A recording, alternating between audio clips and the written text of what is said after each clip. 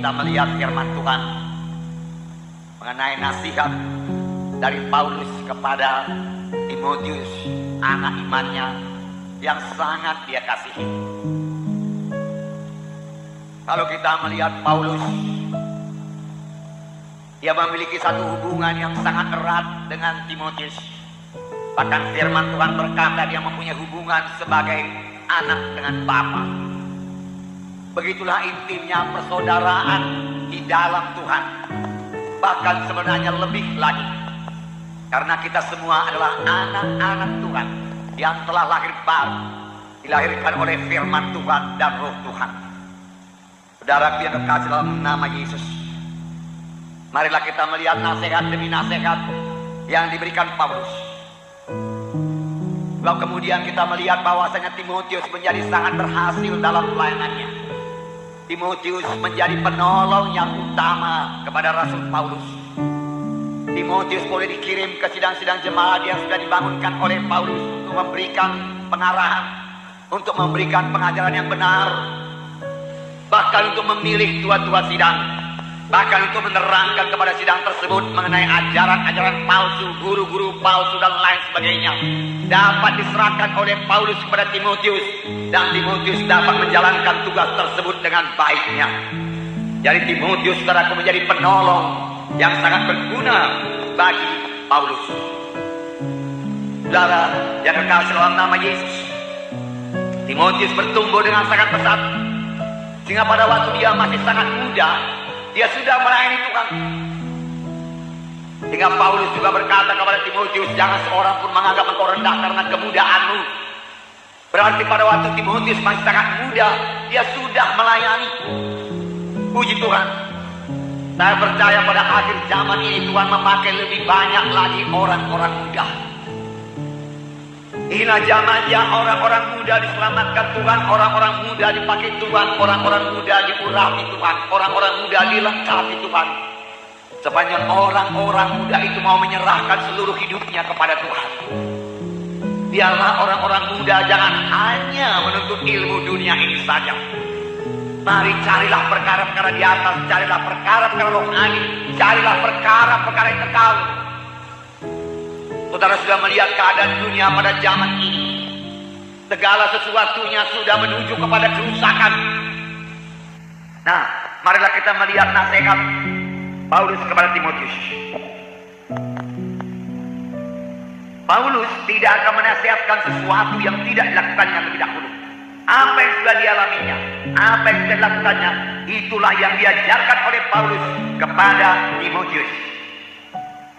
Itu sebabnya pengajaran Paulus sangat berkuasa. Tiap-tiap hamba Tuhan yang mau melayani, dia harus mengajarkan apa yang sudah dialaminya. Dengan demikian pengajarannya itu diurapi Tuhan dan sangat berkuasa.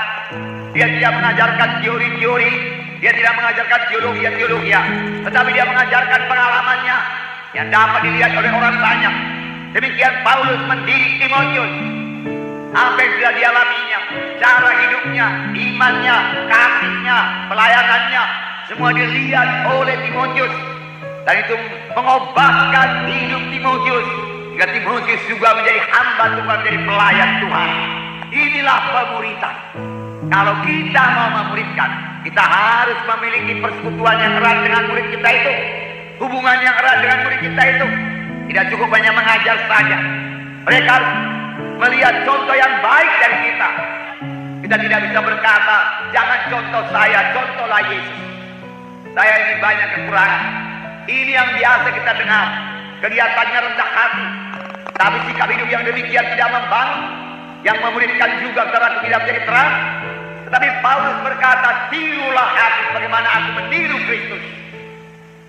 Paulus lebih dahulu meniru hidup Kristus, lalu hidup Paulus berubah. Lalu Timotius, engkau lihat bagaimana hidupku ini, kemudian engkau tiru hidupku ini, ikutlah cara hidupku sama sebagaimana aku mengikut hidup Tuhan. Hidup dalam roh Tuhan, meninggalkan semua kehendak daging, menyangkal diri, hidup benar, hidup suci di hadapan Tuhan.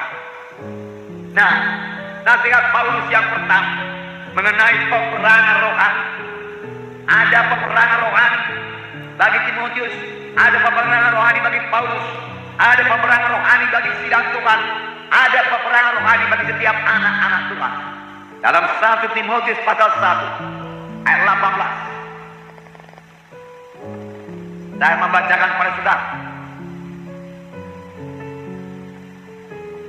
Tugas ini kuberikan kepadamu Timotius anakku, sesuai dengan apa yang telah dinubuatkan tentang dirimu, supaya dikuatkan oleh nubuat itu, engkau memperjuangkan perjuangan yang baik dengan iman dan hati nurani yang murni. Dalam menjalankan tugas ini, engkau memperjuangkan perjuangan yang baik dengan iman dan hati nurani yang murni. Perjuangkan perjuangan yang baik. Perjuangkan perjuangan yang baik. Lawanlah setan. Lawanlah segala sesuatu yang tidak baik.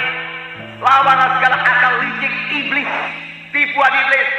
Perjuangkan supaya engkau memiliki hati nurani yang baik. Jangan terganggu hati nurani kita ini. Setan mau mengotorkan hati nurani kita, tetapi jangan beri tempat kepada setan. Amin, saudara. Kemudian dikatakan lagi dalam 1 Timotius 6 ayat 12. Saya membaca, bertandinglah dalam pertandingan iman yang benar, dan rebutlah hidup yang kekal. Untuk itulah engkau telah dipanggil, dan telah engkau ikrarkan ikrar yang benar di hadapan banyak saksi. Bertandinglah dalam pertandingan iman yang benar. Bertanding, bertempur. Setiap anak Tuhan berada dalam pertempuran. Amin, saudara.